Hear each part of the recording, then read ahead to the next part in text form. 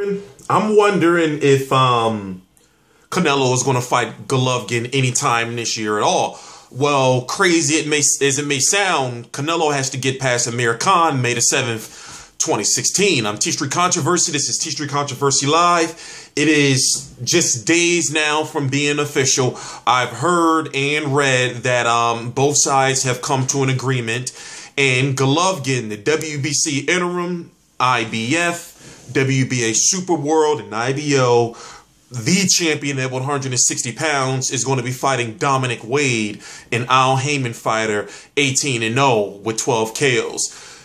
Dominic Wade is, he's the big underdog. He's going to get slayed and slaughtered. It's a shame that Golovkin is going to get so much heat for fighting this fight. You have to understand that Golovkin, in order to fulfill his goal of being the undisputed champion at 160 pounds, he has to keep his IBF title.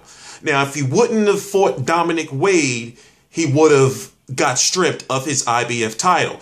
They were going to fight Tureano Johnson, but Tureano Johnson got injured. They wanted Billy Joe Saunders, but Billy Joe Saunders requested too much money. They wanted Canelo, but Canelo and Oscar De La Hoya, or Oscar De La Hoya, is saying that he wants Golovkin versus Canelo to simmer. He wants it to He wants it to grow. He wants it to be a bigger fight in the future. Now, I don't feel that the fight's going to happen in 2016 because when I look at the fact that Canelo is fighting Amir Khan, I'm thinking to myself, in his first defense of his 160-pound title. Now, before I rant and rave, I give Amir Khan all the respect and all the credit for taking the fight.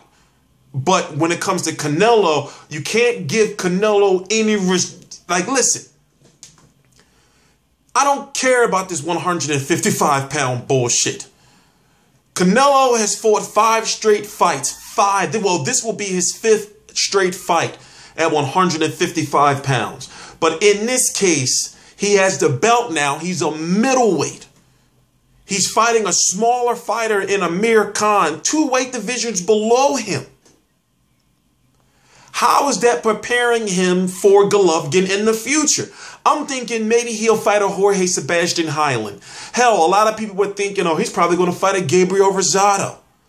But wouldn't you think logically that, okay, well, if he's going to fight Golovkin in September, then he's going to fight a 160-pounder to get ready for him, just like when Cotto had fought Daniel Gill. You know, he was fighting Daniel Gill to get ready for we thought was Golovkin, but it was for Canelo.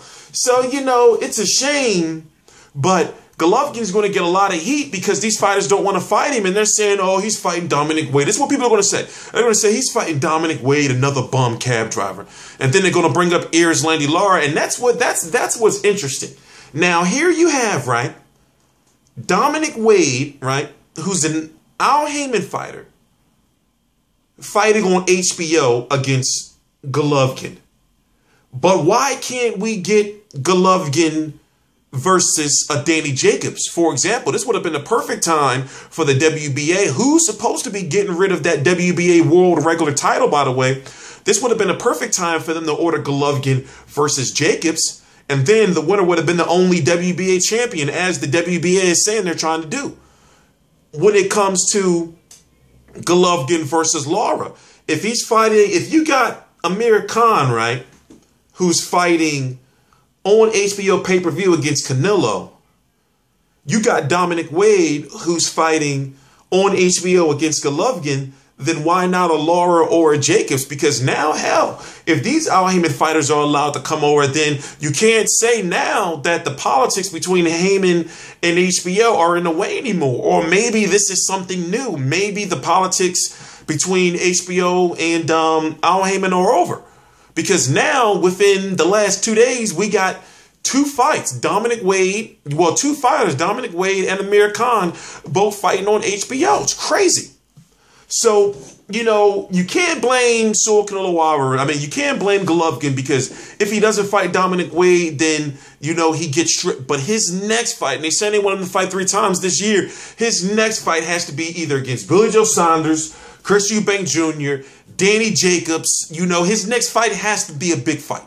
his next fight has to be a big fight. And if it's not, then, you know, I don't even think him fighting Turiano Johnson when Johnson gets well is enough.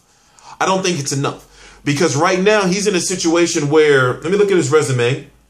David Lemieux was a good fight for him, but still, we all knew Golovkin was going to win. Dominic Wade, David Lemieux, Willie Monroe, Martin Murray, Marco Antonio Rubio, Daniel Gill, Ousmane Adama, Curtis Stevenson. Nah, he's got to fight a big name next. And it's a shame. It's likely not going to be Canelo, but Billy Joe Saunders, I don't want to see him against Andy Lee. I don't want to see him against Peter Quillen. Chris Eubank Jr., that's a big fight. You know, he may have to venture to 168. It's crazy to say it now because I wasn't with it before, but for him to get a big fight, it's a shame that the guys at 160 pounds just don't want to fight him. It may be time to go to 168, you know, it may be time. And then he can say, well, listen, I tried to get all the big fights at 160. Nobody wanted to fight me in his broken English type of way. But I'm T-Street Controversy. This is T-Street Controversy Live. The fight's going to be April 23rd, 2016. Golovkin versus Wade. Likely Dominic Wade is going to be Golovkin's 30-second knockout. And, you know, we're going to be watching. It's going to be interesting to see what the ratings are going to be. Please subscribe.